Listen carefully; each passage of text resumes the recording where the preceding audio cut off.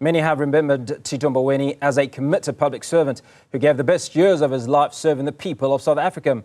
The former Labour Finance Minister and South Africa's first post-apartheid central bank governor died last night to the age of 65 following a short illness. Let's speak now to former Goldman Sachs CEO for Sub-Saharan Africa, Colin Coleman. Colin, thanks for your time. Great to speak to you. One of the things we've been touching on, obviously, is former memories that individuals have with Tito Mboweni. Let's speak about your engagement with Tito Mboweni and what comes to mind. Well, let me just say it's an extremely sad day. Tito Mboweni was like a brother to me and to the Coleman family. He officiated my 50th birthday. I first met him in Lusaka in 1988 when business people went to Lusaka to engage with the ANC, and he was head of the ANC economic policy team. We had very robust engagement throughout the time, and when he returned to South Africa on economic policy, and in my beginning years as a banker, when I returned from London, from JP Morgan in 2000, he'd just been appointed governor of the central bank.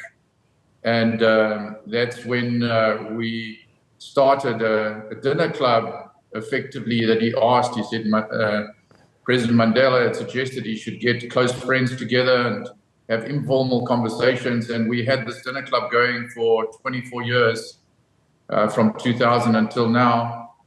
And we would meet regularly, every 6 weeks, and we still do. And through that time, whether he was Labour Minister, Governor, he was Finance Minister, advisor at Goldman Sachs when I was the CEO. He was always larger than life, charismatic, very colourful, but an extremely deep thinker about economic issues, political issues, very trained, very much in the Mandela mold, I must say. And somebody I always regarded as a potential president, or certainly had the talent to be a president of South Africa, and played such incredibly central roles in economic thinking through every single president that we had, Mandela and Mbeki, Zuma and Ramaphosa years, and continued in his later life to be an inspirational thinker about economic reforms, authored the Operation Vulindlela effort as his kind of last act at the National Treasury, and remained very, very close to all the, the main thinkers about the economy in his capacities as board members of the likes of Discovery, and continued to be at Goldman Sachs. I must say, from Goldman Sachs, he absolutely loved Goldman Sachs. Goldman Sachs loved him. He was a very important figure on the global stage, not just in South Africa, in the central bank community.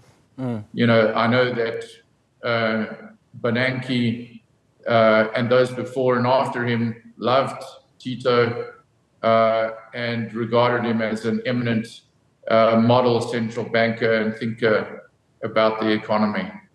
International Relations Minister Ronald Lamola has described him as the Twitter chef, or ex-chef, if you will. Did you ever have the chance to taste one of his meals? Because we know he was very fond of cooking. I went up to Mkhubu's where he was resident, and loved the mountains and the avocado farms and the peaceful life over there. And in his thatch-roofed home, and had meals with him up there. So, yeah, I never got to taste his tuna mixture, but we shared a couple of meals in his favorite restaurant in Mkhubu's. A great character. Now, when you talk about a finance minister, and speaking to Deputy Minister Mondli Gugumbela moments ago, he talked about how Mr. Mboweni would work throughout the night.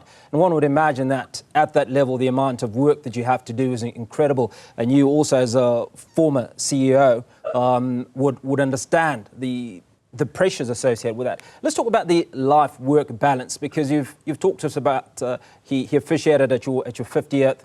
You had the dinner club, so there was a balance of sort. Oh, he loves. He was, very engaged in the social engagement, social life, social media. And he loved people. I mean, and he was, in many senses, a man of the people as much as he was a leader and intellectual. But he was a late night owl. You weren't popular with him if you tried to get him early in the morning, and he would work late, and he enjoyed the nights. That was when he had some peace to do work and also be social and so on. But he was absolutely commanding in any room.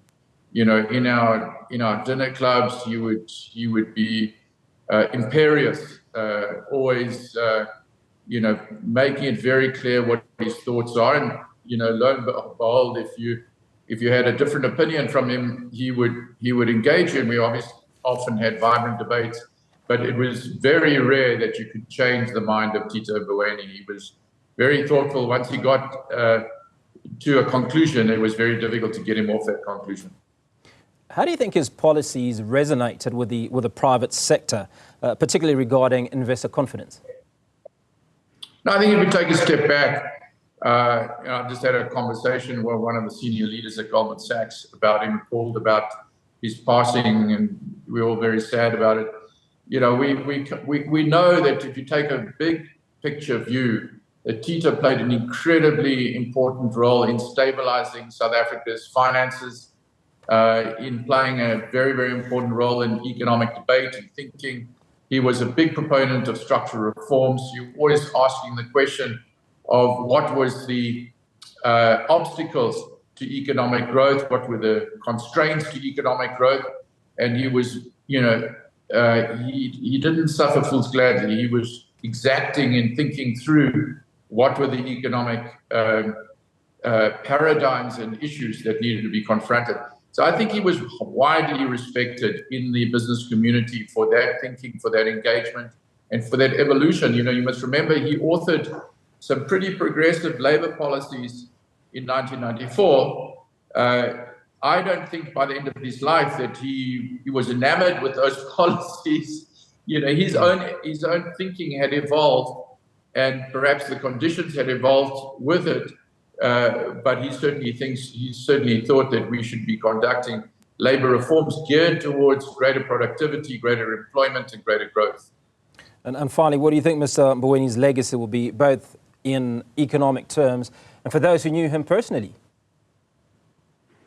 He was a giant.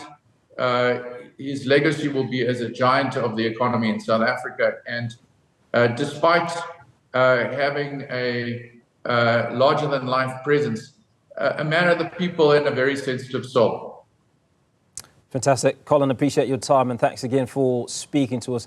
Former Goldman Sachs, the CEO for Sub-Saharan Africa, Colin Coleman.